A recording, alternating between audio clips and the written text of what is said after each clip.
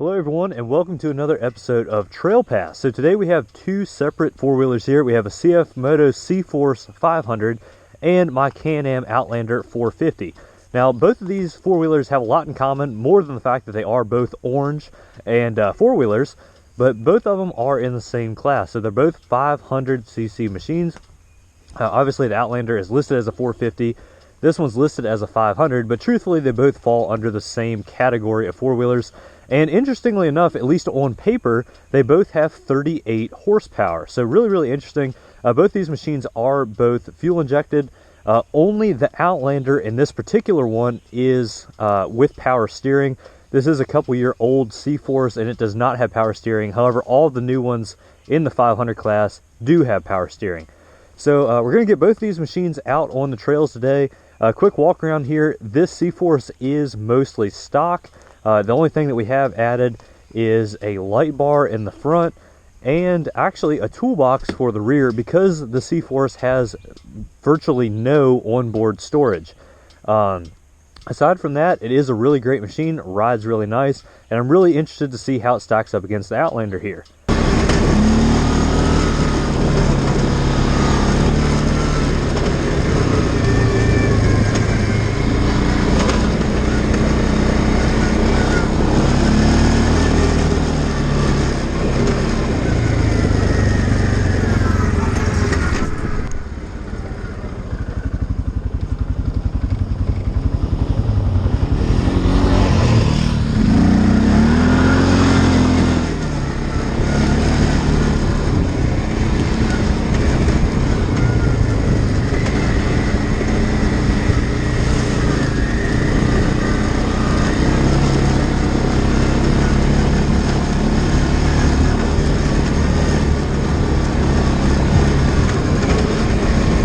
Now for the Outlander, you've seen this in several other videos. We've added several actually accessories to this one and made it basically what a 450 XT would be. We did add the XT front and rear bumper, XT wheels, and the XT handguards. We also added these Sun F tires. Now I get a lot of questions about these. These are actually just an Amazon special, and you know, Sun F actually makes several different designs. These are very similar to what you might see on a Maxxis Bighorn, but these tires have held up great. They have a little over 300 miles on them now, and they're holding up fantastic. I would definitely recommend them. And actually, if you're interested in seeing any of the accessories here for yourself, be sure to check out our Amazon affiliates link in the description of the video.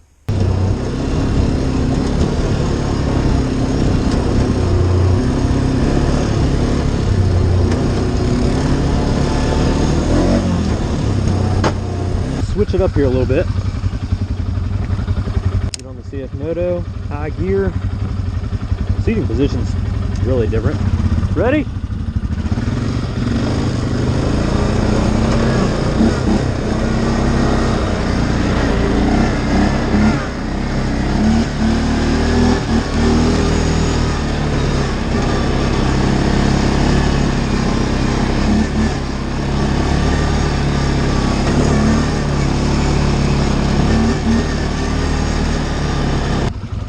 We broke the light bar.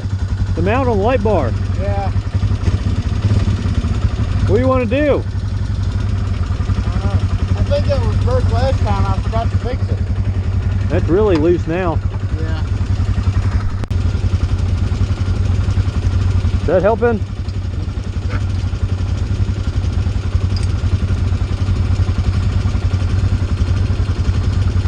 Now with new and improved light bar. Let's go. Go ahead.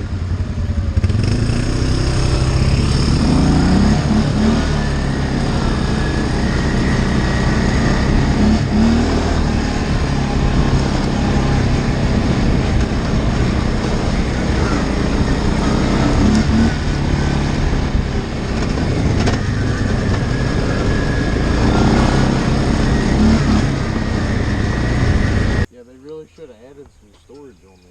Yeah, what's really interesting here is that there is no storage on board, but they do add all kinds of other accessories like that 2-inch tow hitch. You actually have a license plate light, you have a horn. You know, some of these are wired up with turn signals and everything. It's really crazy. the accessories that they add versus the ones that they don't. But this is a pretty well optioned machine. It does have aluminum wheels, 25-inch tires. Pretty sure this had the trailer plug-in too, didn't it? Oh yeah, it does have a trailer plug-in. And actually, your four-wheel drive selector, really similar to a Yamaha Kodiak. You flip that over, you do have your axle lock as well, so pretty cool to see that. I noticed that if you have your hazards, if you do have all the turn signals and everything, they already got, it's already pre-wired for it. Yeah, you got the hazard switch, you got your winch controller up there. The winch is stock on one of these, which is really cool. The one thing that's really weird about it, though, is how different everything is. So on the C-Force, you have your gear selector on the left side, your ignition switch on the right, and your brakes on the right. On the Outlander, everything is exactly opposite of that. So both of them have just the single lever brake controls up on the handlebars, and both of them have a foot pedal for the rear. You have an awesome gauge cluster. I'm not sure if you can see it in the sunlight, but full color and everything like that. Mine's just backlit.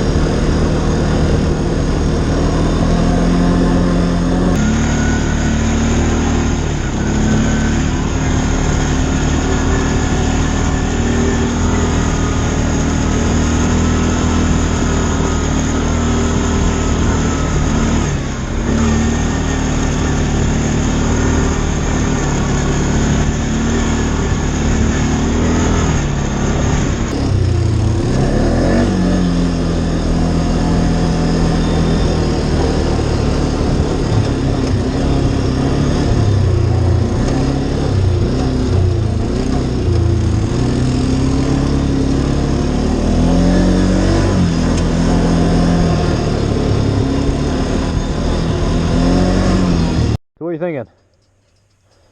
We need to put power steering on that. You need power steering on the CFMoto? Yeah. I think the only way to do that is buy a little bit newer one without spending stupid money. But Yeah. this thing, I mean, you think of Chinese stuff as being subpar, I guess.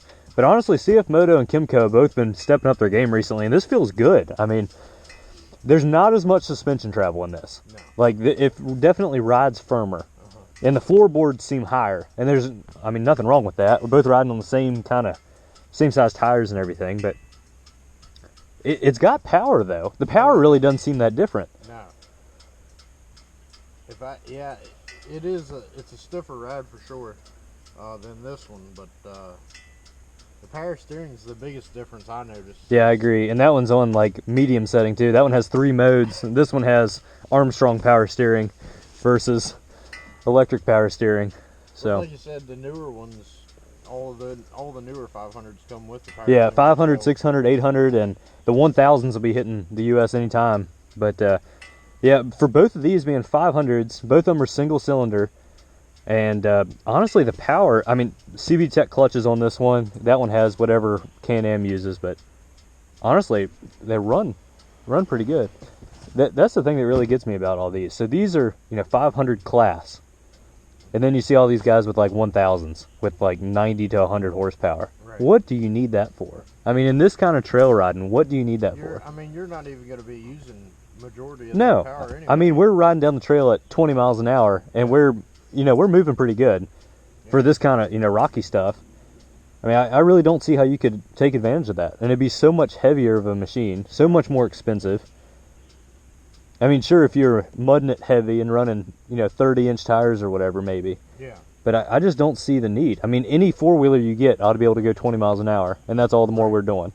Well, and I mean, I'm not even getting in on the throttle on either one of them. No. I'm riding either one. I mean, it's just enough to keep you going, and I mean, I'm not even opening it up very much. No. The sound is really different, though. Yes, it is. That is much higher pitch. This is really, like, low and girthy sounding. More of a rumble to it. Yeah, yeah, for sure. I guess it's a stock exhaust. But Yeah. I've never done anything to it, so.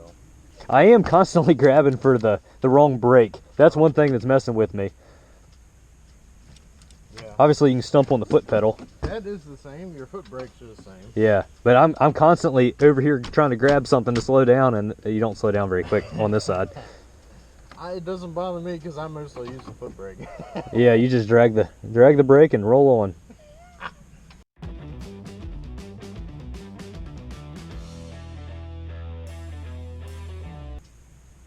I like it. And they're orange. You can't go wrong with And we both wore orange shirts, kinda. Yeah. Just to further confuse everybody. Yeah. So when the guy with the orange shirt is riding the orange four-wheeler, which one's he riding? You don't know which. You don't know. It's just too many options.